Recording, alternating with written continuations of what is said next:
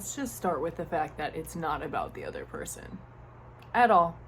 It's not about whether you're with the right person or are they the one. That entire debacle is just made up, essentially, because there is no quote unquote right person. Everybody's just a reflection of you. Everyone, no matter who it is. It's not like one person is your soulmate and another person isn't, because no matter who they are, you are just going to reflect back yourself in them. And the way that I like to explain this, that kind of ties it together, is if you and a friend went out to meet somebody new, right? You go out to lunch with somebody new, you and a friend, and you have this experience, you're both there the whole time with this person, blah, blah, blah. You leave, you get in the car with your friend, and you're like, oh my God, like, I loved that person. They were so cool, like, la, la, la, whatever. And your friend's like, are you kidding? Like, they were an asshole. I hate them.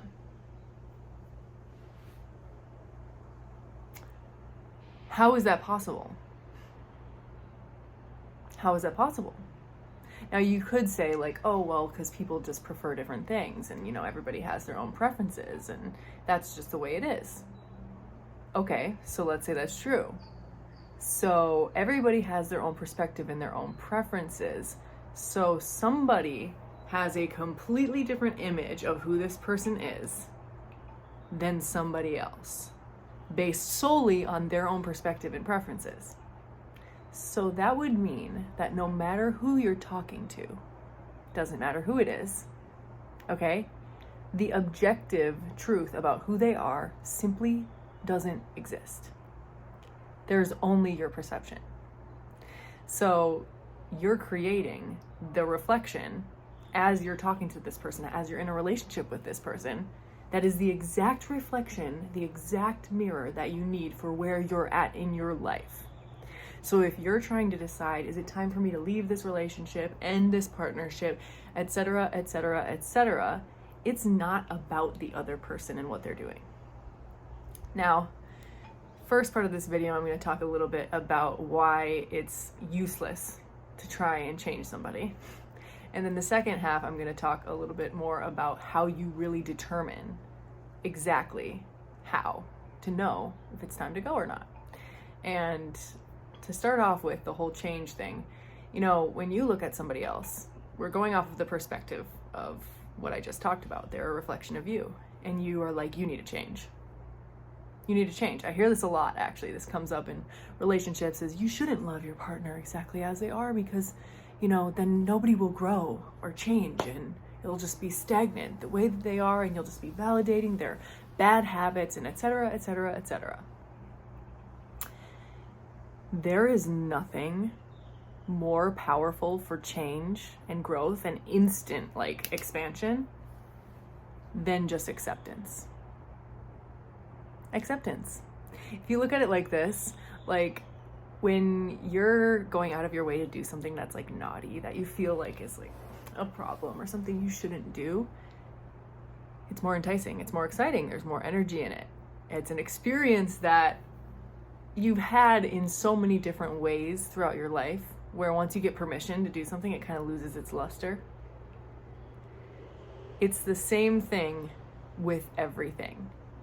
When someone can be witnessed, when you can be witnessed and seen as you are and not judged and just fully accepted, those things that are maybe your not so great qualities, at least that's how you judge them, all of a sudden aren't a problem anymore. And the urge to continue to indulge in them ceases to exist a lot of the time. And the whole idea of self-improvement and growth and feeling the need to constantly be better, do better, be more, you know, grow more, it's like it completely removes you from your nature, because you're not separate from nature. Do you need to force a tree to grow? I mean, come on. The tree's just going to grow and evolve and expand. That's just the way that trees are. That's the way that everything in nature is. You're no different. So constantly telling yourself, oh, I need to change this about myself. Oh, I need to fix this about myself. Oh, this is a problem, is really only getting in the way of you being able to evolve beyond your current state of being. You've experienced this before. Identifying that something is a problem, like for example, people pleasing. This is around the topic of relationships. Being like, oh, I'm a people pleaser. I go out of my way to people please, and it's such a problem. The more you see it as a problem, the more energy you put into the experience. And you've done this before, where you've tried to change a habit, tried being the key word here, and all it does is fuel it more. I'll give you an example of this. When I quit drinking alcohol, I remember so specifically the day that I stopped, and I used to drink every single day at the time. I remember so specifically the day that I stopped. I had tried quitting before, tried, again, keyword, and every time I just felt so restricted. I'm like, oh, I can't have it, so I really want it. When I finally quit, I told myself, this is not forever. This is not forever. Like, you don't have to quit forever. It's just right now. It's just for today even. Like, you're just gonna not drink today. It's not this big, long, drawn-out thing that you can't have it because you're sober now and you quit. It's just, I'm choosing not to drink today, and that's fine. And then that turned into 2 days of I'm just choosing not to drink today. And then it turned into 3 days. And it just became a conscious choice every single day, to the point where I haven't had a drink since.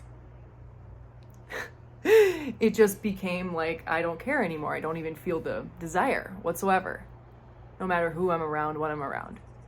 But it was because I didn't tell myself I couldn't have it and that it was a problem. It was just like, I'm just going to do something different. That is the magic fucking sauce of life. Now, to tie it back into what I was saying about the other person, if you're looking at them and going, you need to change, there's something wrong with you, you're not growing, and I am. I hear this all the time. Well, I'm not growing, I'm growing, and my partner is not growing with me, so what do I do? Like, I'm creating my whole reality. I should be able to change them, right? Every time you look at something that they do or something about them and you decide that it's a problem and it's something that needs to change, you're doing that to yourself. If you look at somebody and say they yell all the time, they just yell, they're pissed, they just freak out all the time. You see them as just like an angry person and you're like, you have anger management problems, right? And that's a problem and you should stop raising your voice and yelling and et cetera, et cetera, et cetera. Guess what you're telling yourself? That it's not okay for you. That it is okay and acceptable to be calm or whatever you think the opposite is. So then, since you put these restrictions and these limitations on this person, they automatically go on to you as well. Because if you felt the need or the urge or the desire to express yourself in that way, you would hold back because there's something wrong with that. Oh, I can't be like that. I can't be like him. I can't be angry like that. That's not me.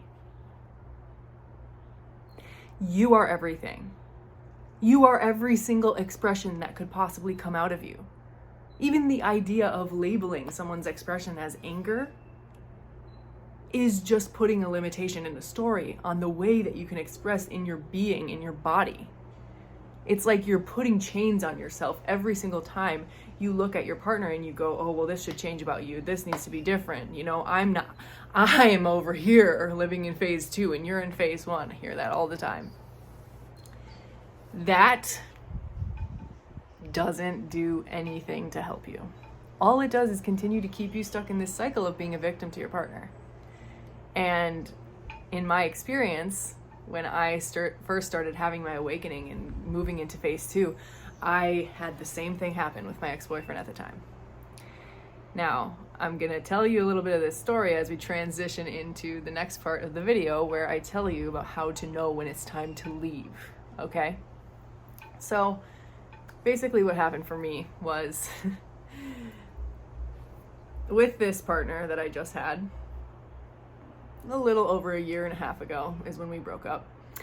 I got into phase 2 and started awakening, had my crazy mushroom trip and was like, oh my God, I'm creating my whole reality. This is so empowering. This is crazy. I'm going to quit my job. I'm going to follow my intuition. I'm doing all this stuff. And my partner is like,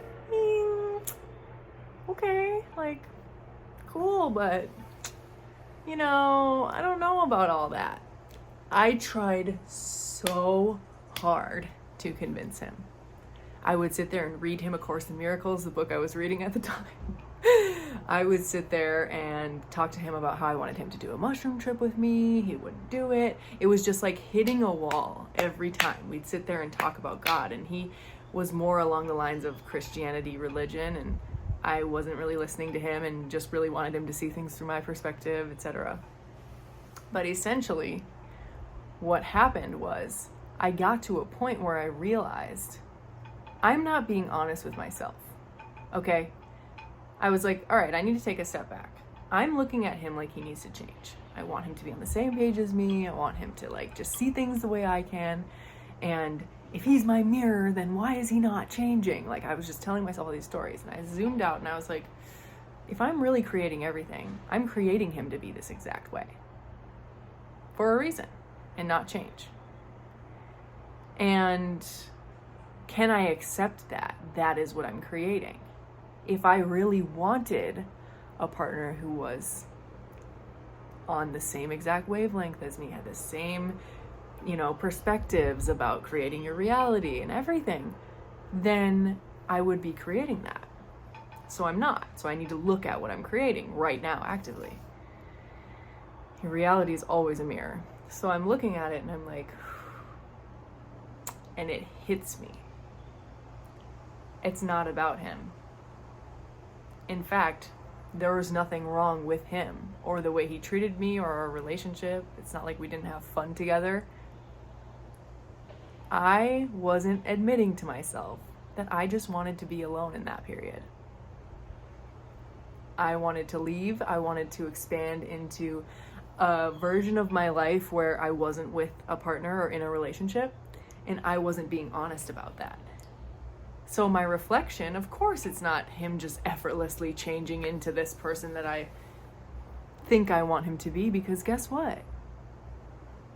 He's just a reflection of me and how I'm not being honest with myself. How you know when it's time to leave is being honest with yourself. Being honest. Like, do I want to be alone in this period of my life? It's not about the other person. Because you may look at them and go, well, if I just had a person who was like this.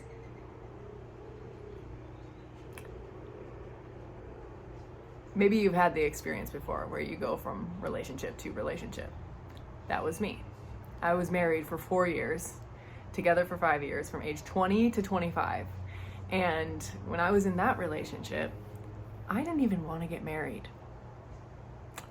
I did it because I felt like this is going to make me happy. This is going to make me feel secure. This is going to take away my pain. This is going to validate me. This is going to whatever, fix my life, essentially. And the whole 4 years that I was married, I ran this story in the back of my head, okay? I ran this story of, I made this decision, marriage is forever, and I have to do what it takes to make it work. And I told myself that story for so long until it got to a point where I had no other choice but to be honest with myself that I wanted to divorce. I wanted to be alone. And it had nothing to do with the other person. Now, I didn't see it that way at this time. I didn't.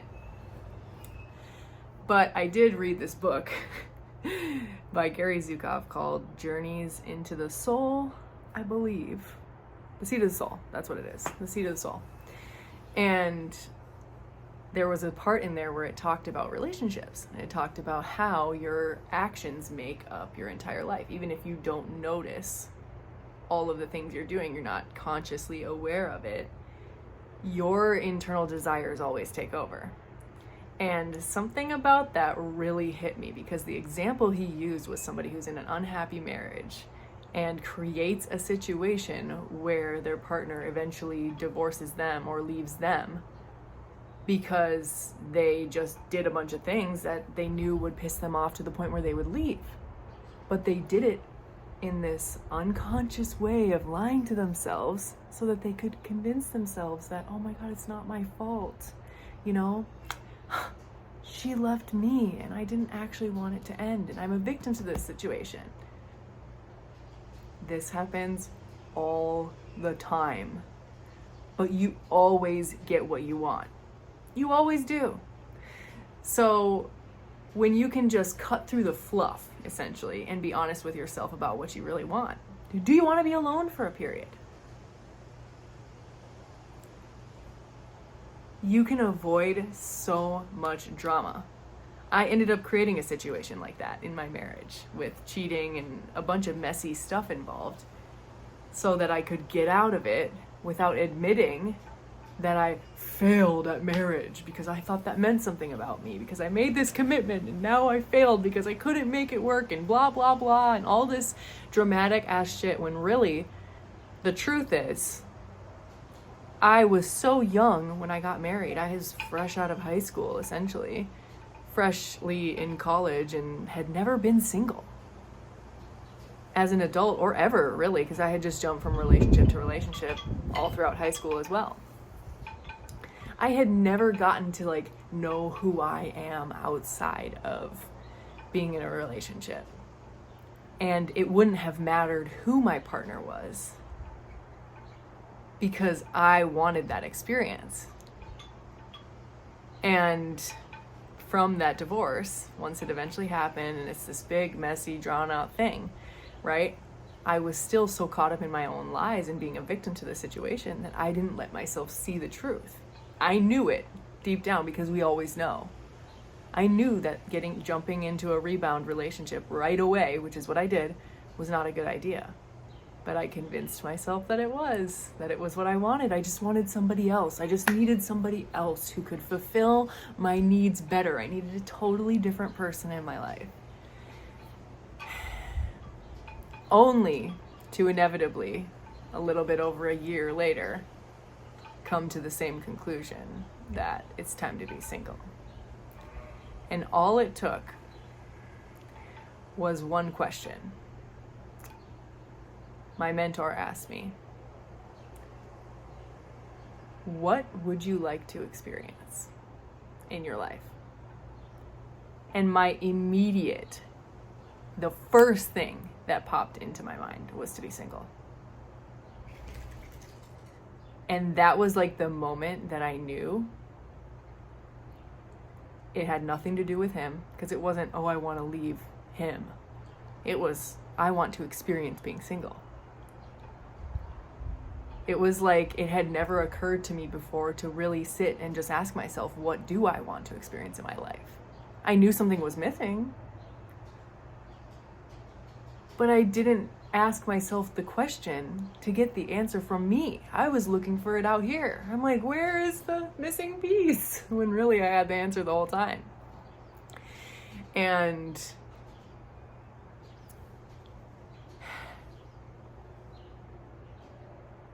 there's so much that I could say about relationships, and comment down below any questions that you have or any other topics you would like me to cover, because I have a lot of experience with being married, being in relationships, and being single, going through the whole breakup process, etc., etc.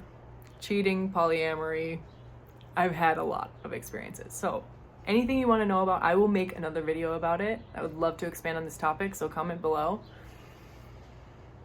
But what I'm going to leave you with is this. If you're in a relationship and you're sitting there debating whether or not it's time to leave, allow yourself to see this. This is the final puzzle piece that really ties it together.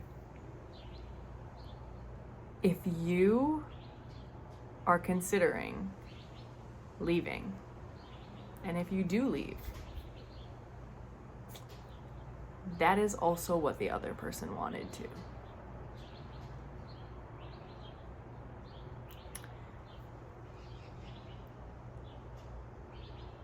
If you are ready to go, you just have to be willing to be honest with yourself. And if you're in a relationship like a marriage or a long-term commitment where you feel like, oh my God, if I get divorced, I'm a failure, or, you know, this is supposed to be forever and blah, blah, blah. Find peace in knowing that it's the best thing for both of you if you choose to make that decision. It's the best thing for both of you either way, because they're just a reflection of you, and we always get what we want. So, like and subscribe to our channel, turn on the little notification bell so you can get a notification every time we put out a new video. We have new videos every Monday and Friday, and then other ones dispersed throughout there. Send me a message, follow me on Instagram and TikTok. The links are in the description, and comment below for any videos, any questions that you have, and I would love to expand. See you next time.